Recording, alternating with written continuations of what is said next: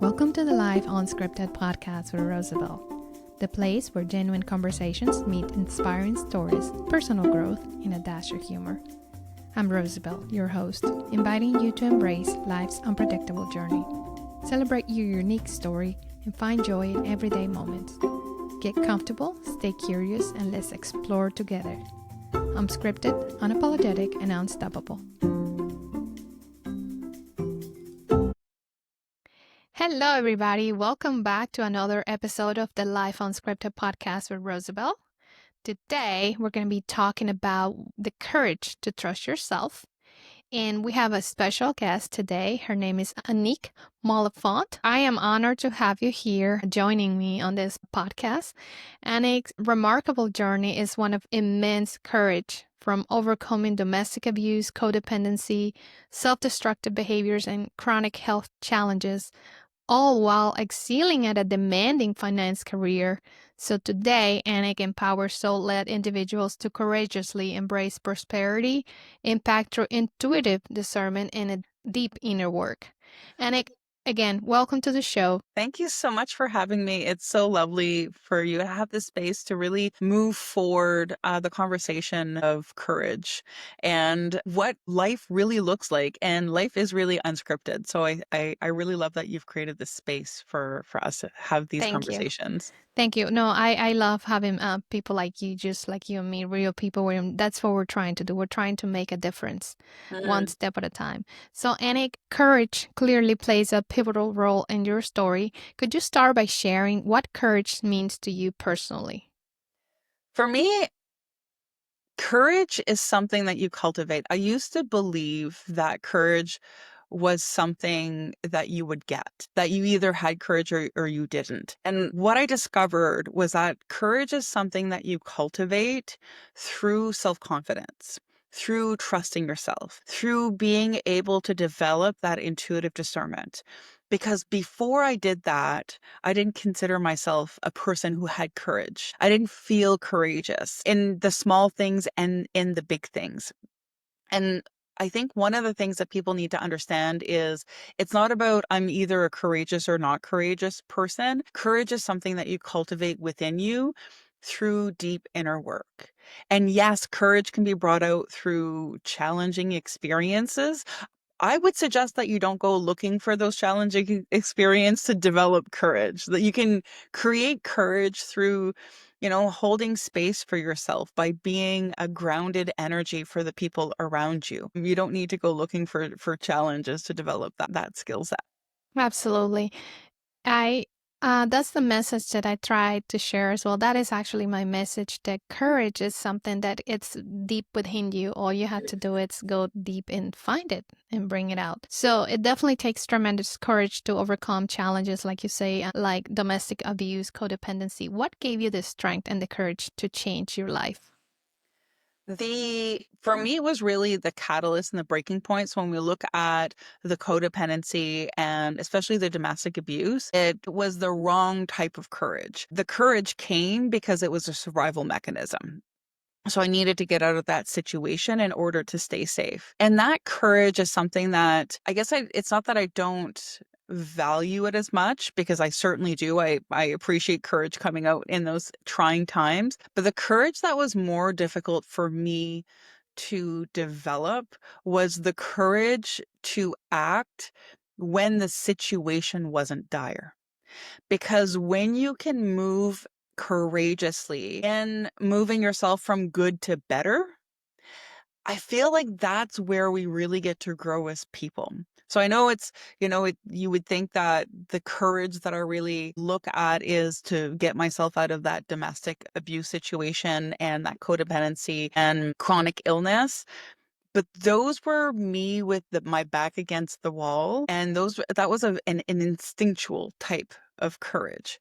Whereas I find the courage that if we could all cultivate without needing to have being cornered would create such a beautiful life for each and every one of us, because it's easy to recognize that a toxic relationship needs to be let go. It's harder for us to take action when things are good and you want to move to better. So I feel for me, that's the courage that I really love to explore more because that's the everyday courage. Does that make sense? Yes, absolutely. I see. So basically, yeah, so and it has been said that when we have a problem, for example, the first step is recognizing, and but that's the beginning. Mm. Now we're moving forward. What do we do after we recognize that, right? Like the call to action. But it seems like during your healing journey, you turn into intuitive discernment. Like, how did you trust your intuition, especially during those difficult moments? It actually happened when I began to recognize what was happening was when I was moving through chronic illness. So I had been in a couple car accidents. I had been in chronic pain for 3 years. And the moment of realization was when I was at my chiropractic doctor, and I was in the waiting room, and my chiro buddy was sitting there. And what I realized was she was still going twice a week. I was there for my 6-month checkup, and she had assumed that I had just changed my appointment time. But what I realized was that she was still living in chronic pain and I had overcome it. And that's the moment I started to ask the question, what's so different between her and I? Like, why am I better? We had very similar cases, very similar injuries, right? So we had a lot in common. And that's when I started to recognize that what I had done differently is I had naturally started to reach out and attract different practitioners at different times that allowed me to overcome my injury, along with the deep inner work and the emotional work that I did. And that's when I clued into the intuitive discernment is I realized the whole time I had been leaning into my intuition and naturally following it without even realizing it. And that's when I started to do it on purpose because I'd kind of done it by accident.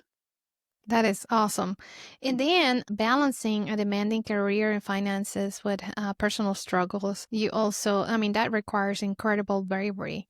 Can you share an example of a time when that courage helped you navigate both of these worlds? I was raised by two go-getter entrepreneurs. So for me, the mindset is there's no other choice. So it's, I guess I can't really pinpoint a time because it was an everyday, it was a mindset. It was born into my identity.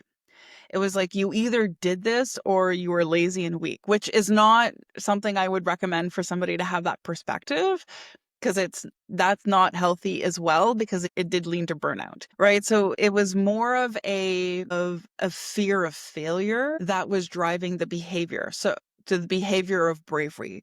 But what I would like to take the opportunity to share about the work that I've been doing is I recognize that I had these unhealthy motivators.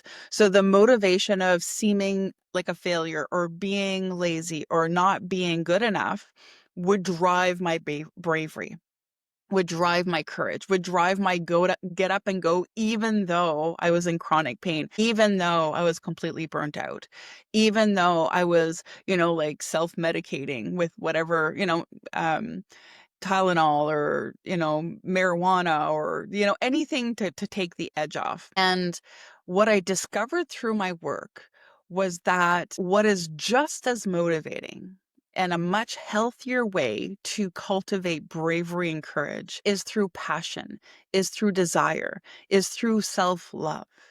And when I started to shift what motivates bravery and courage, what happened was taking action didn't come with a price tag because the price tag of using unworthiness and fear of failure and perception of self to drive motivation is sure, I reached my goal, but I felt like crap.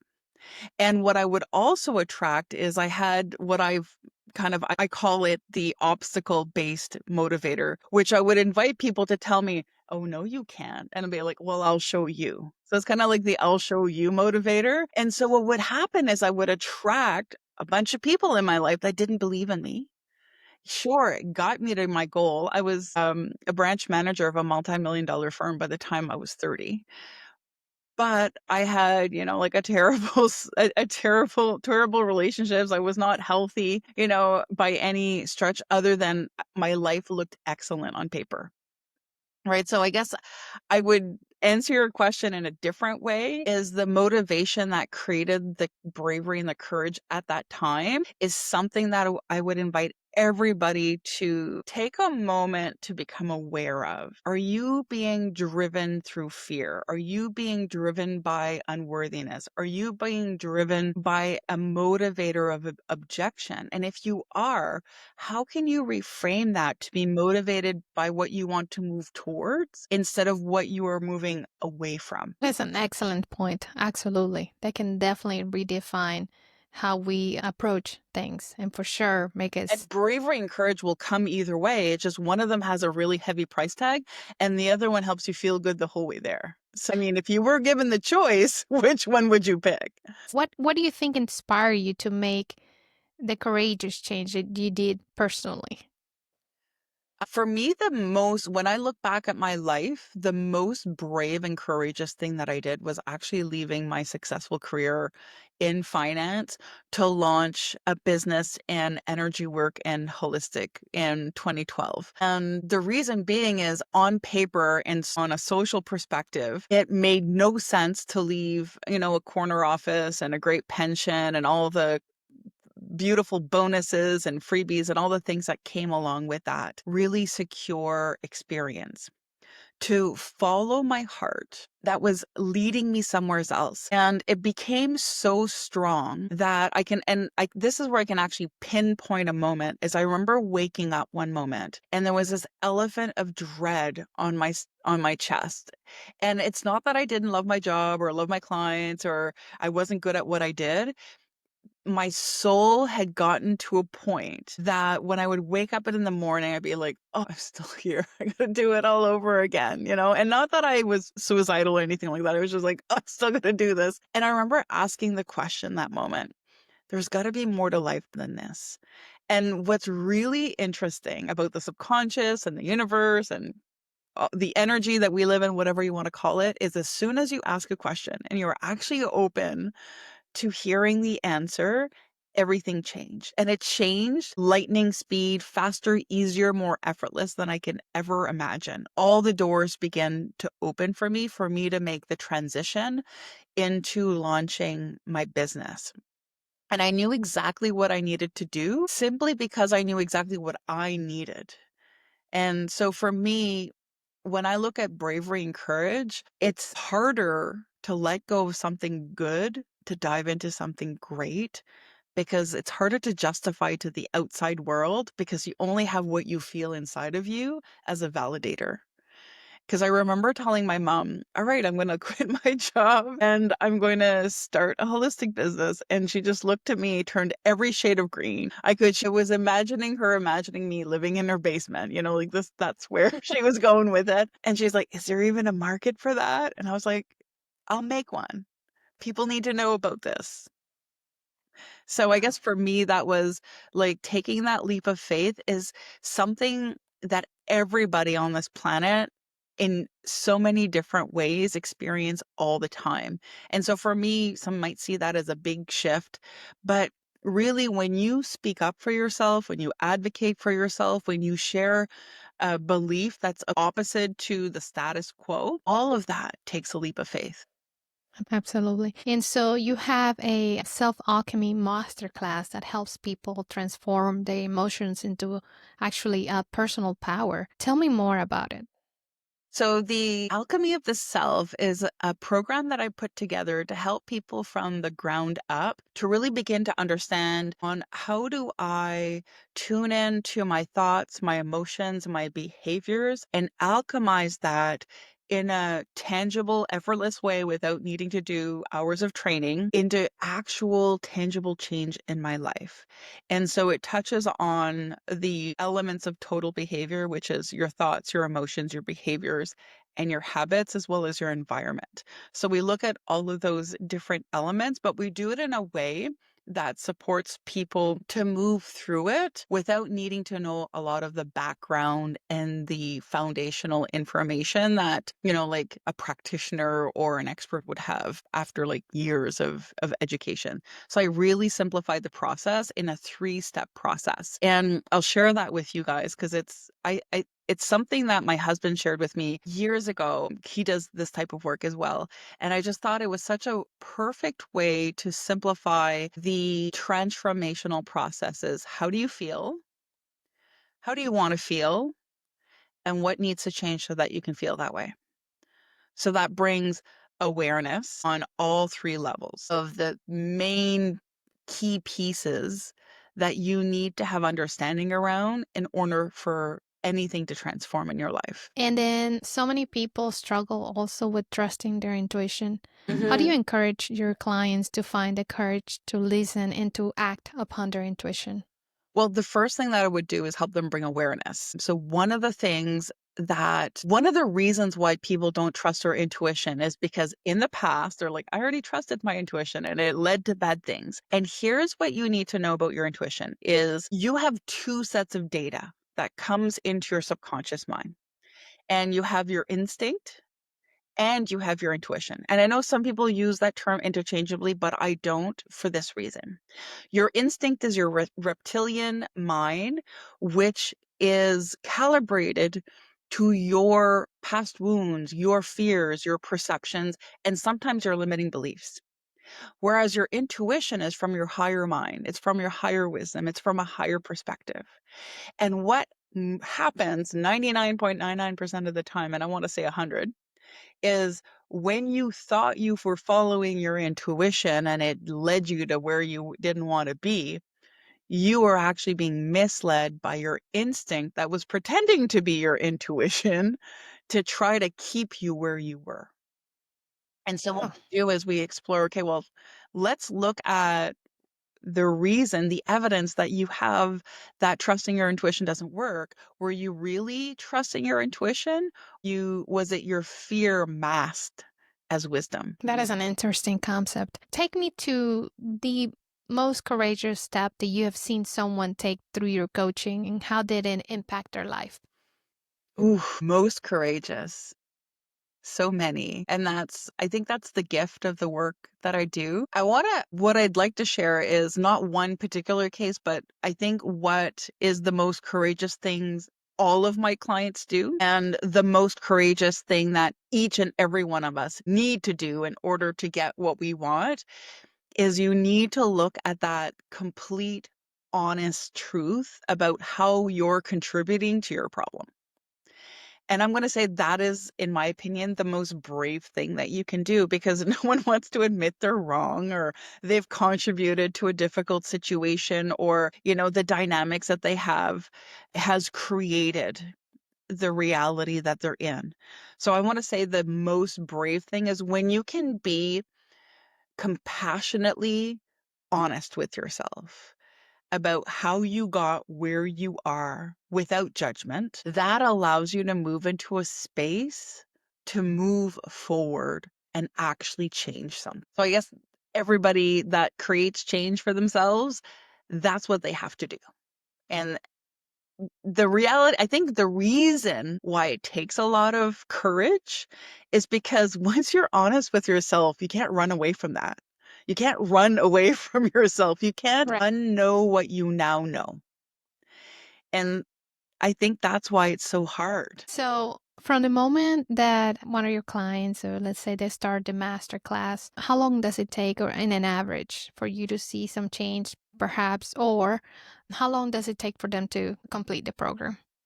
It's a I think it's a 3 45-minute sessions. And right after the first session, and even some people halfway through the first session, were already sending messages on, oh my God, that totally landed. I see exactly what I've been doing. And ooh, I needed to hear that. And where they really see results is when they stay committed to staying in conscious awareness and staying committed to themselves. So within 15, 20 minutes, and the people that stick into the program and actually just start to apply it, huge, huge transformations. The reason is, even though the things that I share are really small, they're extremely cumulative because you're bringing more and more awareness to the 70,000 little choices that you're doing every day that is leading you to where you're going.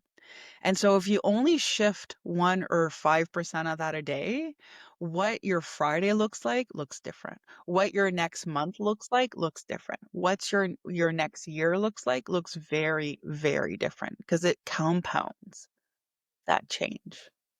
Definitely. So cumulative. So small changes that lead to a Mhm. big, And big that's change. one of the things, something else that you said, how long does it take?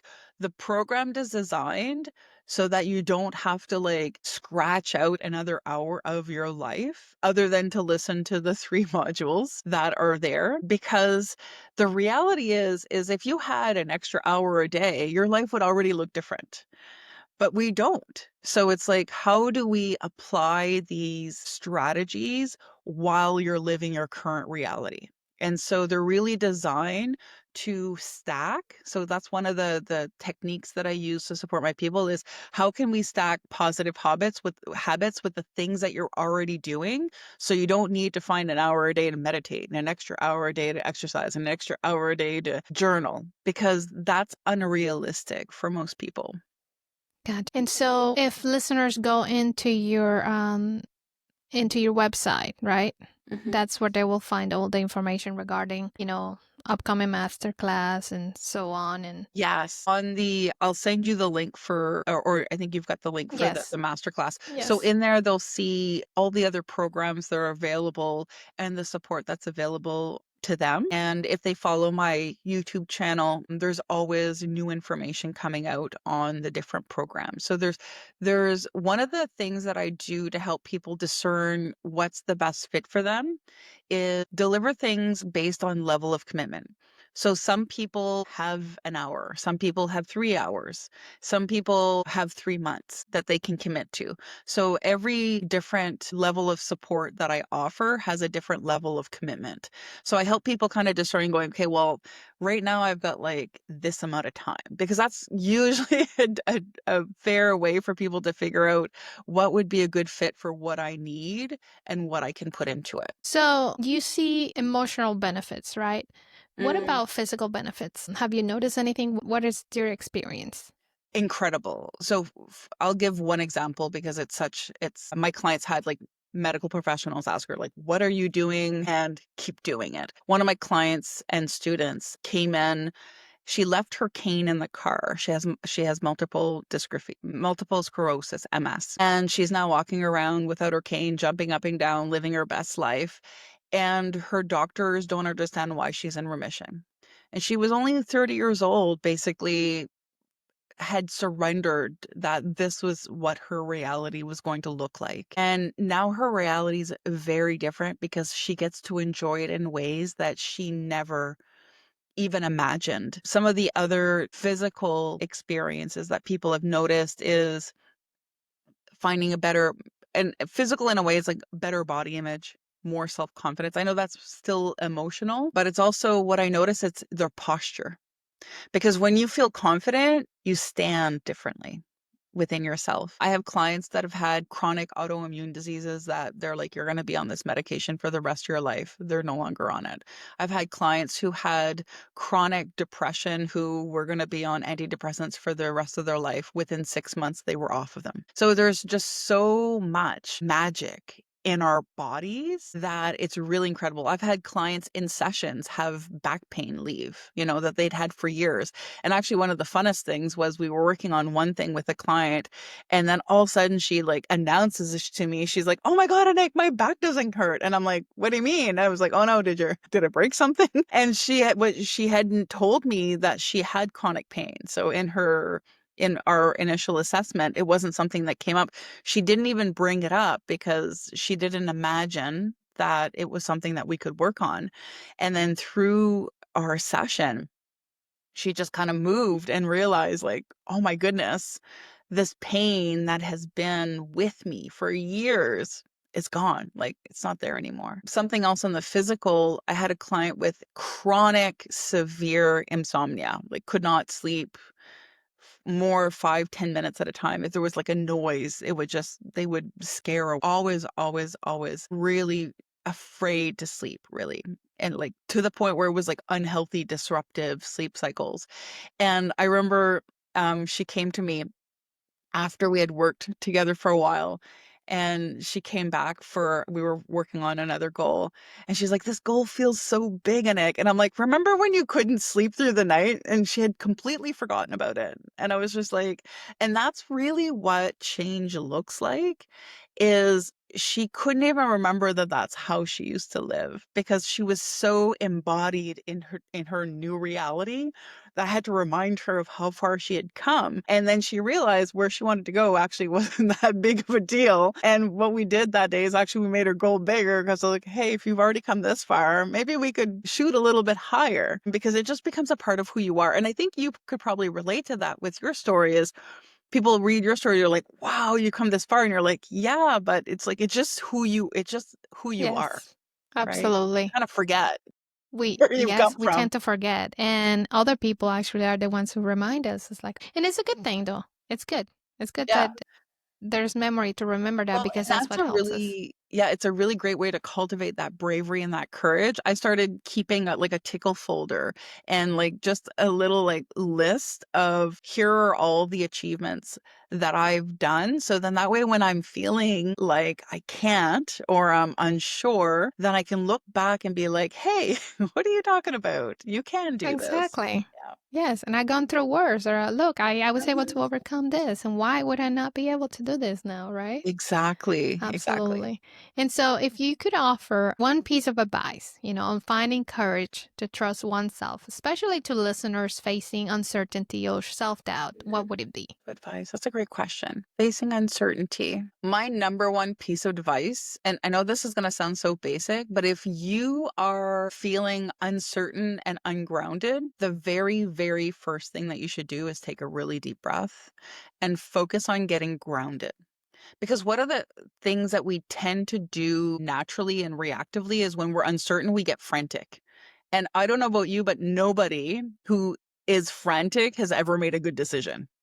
So if you are facing uncertainty, the most important thing that you should be doing is to get grounded and gather yourself. Because even though you're investing that time, whatever decision or action that you're going to do, it's going to be way more efficient and effective. It's going to take way less time.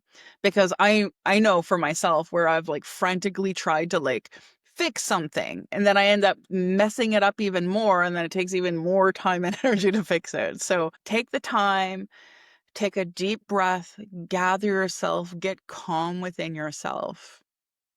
And then instead of focusing on the uncertainty, because that's what we're naturally going to do, focus on what you want the outcome to be.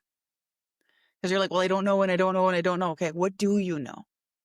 I know that I want this. Okay, start there. Absolutely. Is there anything else that you would like our listeners to know? Something that I might not cover, ask you, or we have not talked about?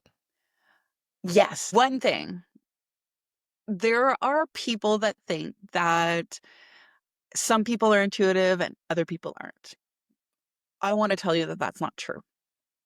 Everyone is intuitive. And I want to use this visual to help people really get that they already are. Is if you've ever walked in a dark alley, you have just sized everything up. And you can feel in the back of your neck everything that's going on. So you already have spidey senses. And if you think you're not intuitive, it's simply because you haven't developed that skill, right? So just because you have a guitar, you just don't know how to play it, right? So we are all equipped with the same things. All of everything that you need is already inside of you. You just need to know how to cultivate it and develop that skill. Because realistically, when I work with entrepreneurs and business people and CEOs, the best accountant, the best nurses, the best doctors, the best teachers, they're all highly intuitive. And so if you want to be the best that you can be, that's where I would focus my attention and intention, is developing that superpower that you have inside of you. Thank you, Anik.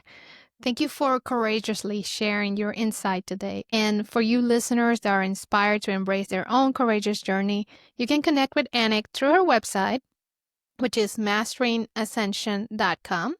You can also follow her inspiring journey on social media. So on Facebook, she's at facebook.com, Mastering Ascension. And same thing for Instagram, Mastering Ascension. and YouTube at Mastering Ascension. So empower yourself with courage today and start living your most authentic, intuitive life. Thank you for tuning in the Life Unscripted with Rosabel. And just remember to subscribe, share, and leave us a review for today's episode if it resonated with you and the courageous heart. So until next time, keep courageously embracing your unscripted journey. Thank you, Anik. Thank you so much.